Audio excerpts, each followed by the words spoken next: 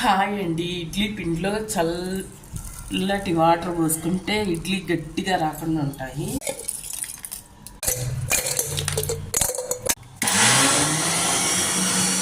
ఇదిగోండి పిండి చల్లటి నీళ్ళతో ఇలా వేసుకున్నాను. ఇప్పుడు రవ్వ పిండికొని వేసుకున్నాను.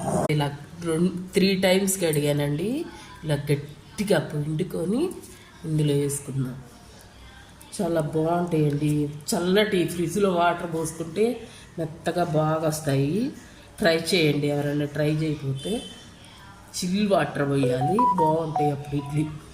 మీరు ఎలా చేస్తారో కూడా ప్లీజ్ నాకు కామెంట్ చేయండి.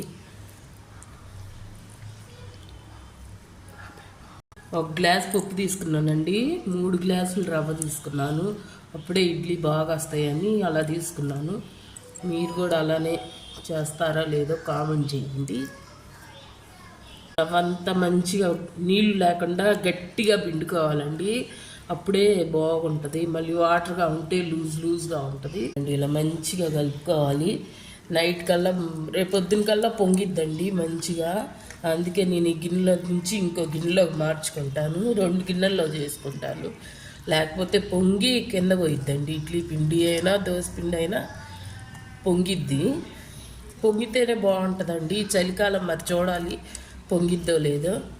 మీరు కూడా ఎలా చేస్తారు ప్లీజ్ నాకు కామెంట్ చేయండి. టెక్స్చర్ ఇలానే ఉండాలి, ఇంకా లూజ్గా ఉండకూడదు, గట్టిగా ఉండకూడదు. రేపొద్దున ఇంకా బాగుంటుందండి, పొంగిద్ది. పెట్టుకుంటున్నానండి.